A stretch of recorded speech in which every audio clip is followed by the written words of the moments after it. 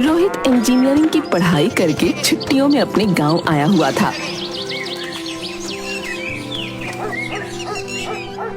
अब तेरा कॉलेज तो हो गया भाई, अब अच्छी सी नौकरी ढूंढ ले, जिंदगी अच्छे से बीतेगी। क्या पापा, अभी अब नौकरी करने का जमाना गया, मैं तो बिजनेस करूंगा, बिजनेस। क्या आप भी कम से कम उसे खाना तो खा लेने दीजिए।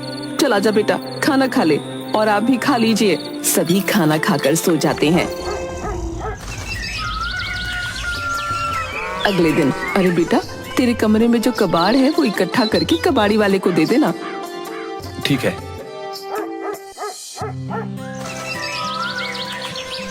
अगले दिन रोहित सारी कबाड़ी इकट्ठा करता है और कबाड़ वाले का इंतजार करता है। माँ, मैंने सारा कबाड़ इकट्ठा कर दिया है, पर आज दिन भर हो गया, कोई कबाड़ी वाला नहीं आया। हाँ बेटा, ऐसा ही हाल है यहाँ। कभी कभी तो महीनों हो जाते हैं लेकिन कोई कबाड़ी वाला नहीं आता। अब देख, जब आ जाए तब दे देना। रोहित एक हफ्ते तक कबाड़ वाले का इंतजार करता है। कितने दिन से कबाड़ी वाले का इंतजार कर रहा हूँ, लेकिन एक भी कबाड़ी वाला नहीं आया। फिर वो अपना फोन चलाने लग जाता है। अरे बेटा, मैंने सुना है कि आजकल सभी चीजें ऑनलाइन मिल जाती हैं। अच्छा जरा सुनना, मेरे लिए एक साड़ी मंगवा दे ऑनलाइन। तेरे पापा को तो बोल बोल कर थक गई, पर ला कर ही नहीं देते, कंजूस कहीं के। आजकल सभी चीजें ऑनलाइन मिल जाती हैं, बस एक कबाड़ ही नहीं बिकता ऑनलाइन। तभी बाहर से जयराम की आवाज आती है। अरे ओ रोहित की माँ, जरा पानी तो ला दो। अरे आ रही हूँ, और बाहर चली जाती है। सही तो है, आजकल सभी चीजें ऑनलाइन मिल रही हैं, लेकिन बस कबाड़ ही नहीं बिकता। क्यों ना मैं एक ऐसी ऐप बनाऊं जो घर घर जाकर कबाड़ उठा सके। कुछ दिनों बाद रोहित रघु से मिलता है। अरे भाई, कहाँ ईद का चांद हो रखा था? इतने दिन से ना कोई फोन ना मैसेज। अरे भाई, खजाना मिल गया, खजाना। क्या? फिर रोहित रघु को अपना आइडिया बताता है। अब कबाड़ को रिसाइकल करके हम अपना बिजनेस शुरू करेंगे। और हाँ, तुझे एक वेबसाइट बनानी है जिससे लोग हमें फोन लगाकर कबाड़ बेच सकें। हाँ, पर पहले हमें लोगों के घर जाकर कबाड़ इकट्ठा करना पड़ेगा।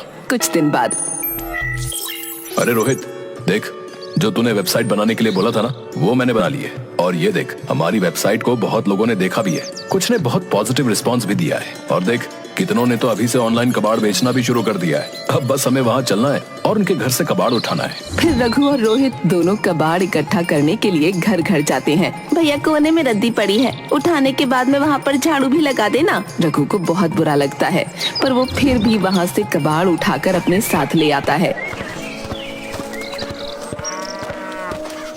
रोहित दूसरे घर जाकर, वैसे भाई, ये तो बहुत अच्छा किया आपने, अब मुझे कबाड़ी वाले का इंतजार नहीं करना पड़ेगा, ये सारा कबाड़ यहाँ से ले जाओ। रोहित कबाड़ उठाने लगता है और उसे कबाड़ में एक कंप्यूटर मिलता है। अरे भैया, ये कंप्यूटर ये भी कबाड़ में देना है क्या? हाँ, ले जाओ, ये अब किसी काम का नहीं है। बताओ कितने में लोगे? अरे वाह, 25,000 का कंप्यूटर कबाड़ में मिल रहा है, इसके तो मुझे पूरे पैसे मिल जाएंगे। भाई 5,000 में ले लूंगा। अरे वाह, इतना बेवकूफ कबाड़ी वाला तो मैंने आज तक नहीं देखा। इस कबाड़ कंप्यूटर के मुझे पूरे 5,000 दे रहा है। अरे हाँ हाँ भाई, ले जाओ ले जाओ। शाम को रघु और रोहित दोनों इकट्ठा होते हैं। भाई, आज तो बहुत सारा कबाड़ इकट्ठा हो गया। मुझे भी आज बहुत फायदा हो गया। 25,000 रुपए का कंप्यूटर सिर्फ 5,000 में मिल गया। वाह भाई, बहुत अच्छा किया। चल, अब चलकर किसी बड़े कबाड़ी वाले के पास चलकर इसे बेच देते हैं।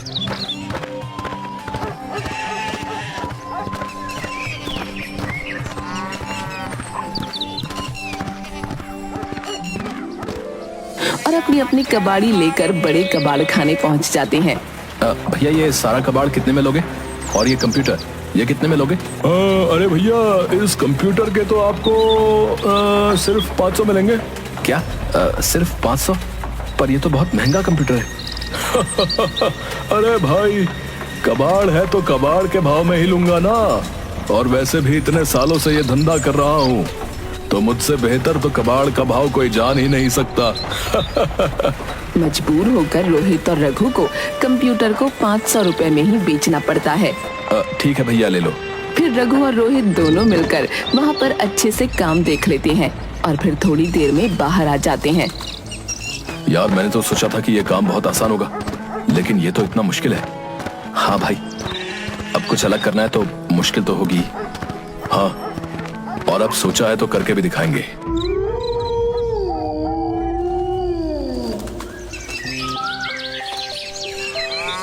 कुछ दिनों तक रोहित और रघु अपनी ऑनलाइन वेबसाइट के जरिए घर घर जाकर खुद ही कबाड़ इकट्ठा करते थे। एक दिन रोहित। हाँ पापा आया। अच्छा सुन बेटा, ये सामान की लिस्ट है, जाकर बाहर से ले आ। रोहित बाहर सामान लेने के लिए चला जाता है और फोन घर पर ही भूल जाता है। कुछ देर बाद रोहित के फोन पर रघु का फोन आता है। अरे फोन तो यहीं पर भूल गया। और जयराम रोहित का फोन उठा लेता है। फोन की दूसरी तरफ से रघु की आवाज आती है। अरे भाई, आज तो श्यामनगर से फोन आया था, बहुत सारा कबाड़ मिलेगा। थोड़ी देर बाद रोहित सामान लेकर घर पहुंचता है। क्या हुआ पापा, आप इतने गुस्से में क्यों लग रहे हैं? इसी दिन के लिए हमने तुझे पढ़ाया था, हैं? कि तू लोगों के घर जा जाकर कबाड़ इकट्ठा करे। खबरदार, अगर तूने ऐसा कुछ भी किया तो कोई अच्छी सी नौकरी ढूंढ और काम पर जा। कोई जरूरत नहीं है कबाड़ उठाने की, समझा? पापा मुझे एक बार काम तो शुरू करने दीजिए, और वैसे भी इसमें बहुत फायदा है। फायदा कुछ नहीं, बस तू ये काम नहीं करेगा तो नहीं करेगा। आप मुझे खुद को साबित करने का मौका तो दीजिए। आप देखना, एक दिन आप मुझ पर गर्व करोगे। हाँ, इस बात का गर्व करूंगा कि मेरा बेटा इंजीनियरिंग करने के बाद घर घर जाकर कबाड़ उठाता है ना? नहीं पापा, मेरा कहने का ये मतलब नहीं था। बस एक बार मान जाइए ना। वैसे भी आपको पता है, हम कबाड़ को रिसाइकल करके उसको फिर से उपयोग में ला सकते हैं। बेवकूफ, कैसे समझाऊं तुझे? तू तो हमारी नाक ही कटवा देगा। मैंने मना कर दिया तो कर दिया, तू ये काम नहीं करेगा। पापा बस एक बार मान जाइए ना, फिर आप जो कहेंगे मैं वो करने को तैयार हूं। अच्छा, तुझे यही काम करना है ना? तो एक काम कर ले काम, बस खुश। रोहित खुश हो जाता है। पर तू इस घर में नहीं रहेगा, जा, निकल जा मेरे घर से। रोहित रोते हुए घर से बाहर निकल जाता है।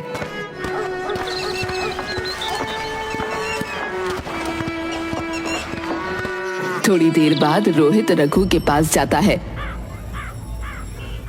अरे भाई, क्या हुआ? तू इतना उदास क्यों लग रहा है? रोहित रघु को सारी बातें बताता है।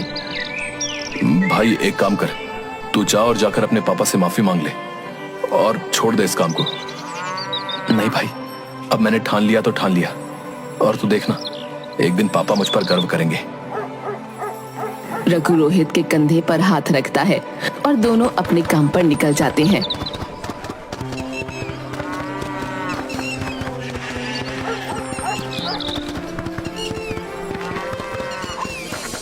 कुछ दिनों तक दोनों कबाड़ इकट्ठा कर करके बड़े कबाड़ी वाले के पास बेच देते थे और जो भी मुनाफा मिलता उसे इकट्ठा करके रख लेते थे। एक दिन रोहित और रघु दोनों कबाड़ी लेने के लिए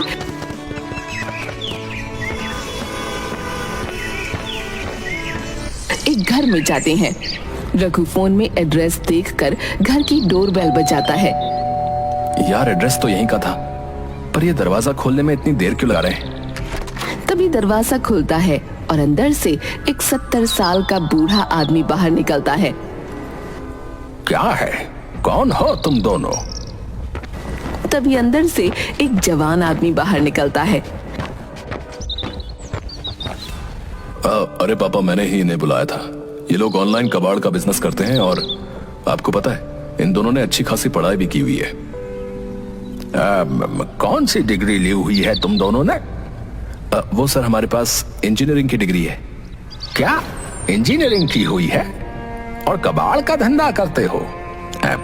तुम्हें तो कोई भी अच्छी नौकरी दे देता बेटा। फिर वो बूढ़ा आदमी अपने दोनों बेटों पोतों को बुलाता है। ये देखो, ये मेरे दोनों पोते। इसे मैं डॉक्टर बनाना चाहता हूँ और इसे इंजीनियर बनाना चाहता था, पर अब तुम दोनों को देखकर मुझे पता चल गया है कि इंजीनियरिंग करके इसका आगे क्या हाल होने वाला है। इसीलिए अब इससे इंजीनियरिंग तो नहीं करवाऊंगा।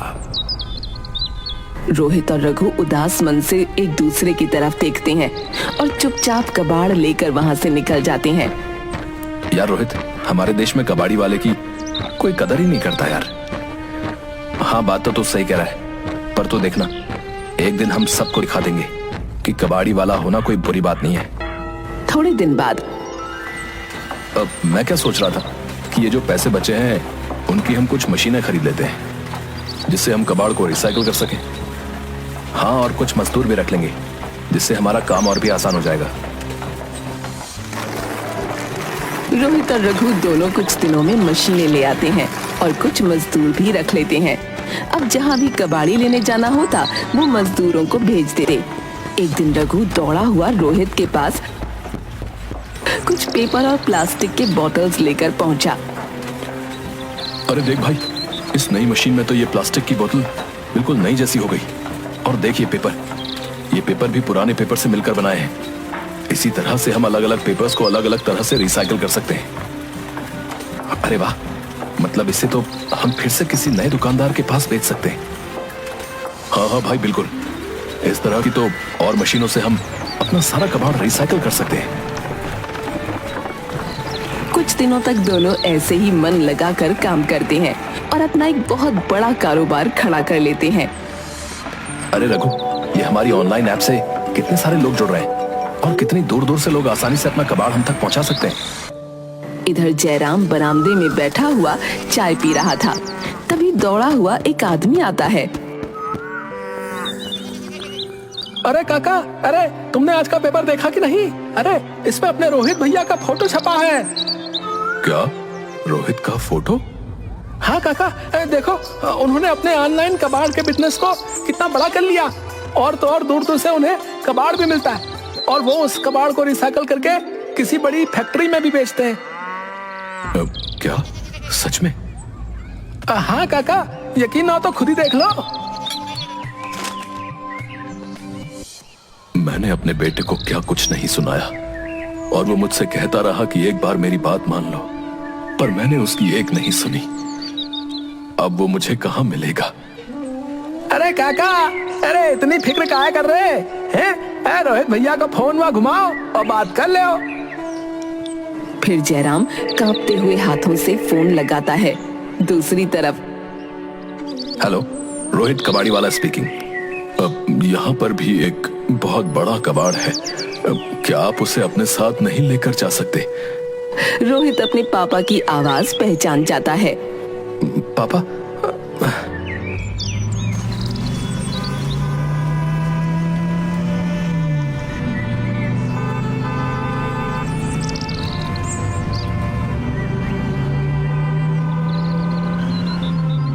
कुछ ही देर में रोहित अपने घर पहुंच जाता है।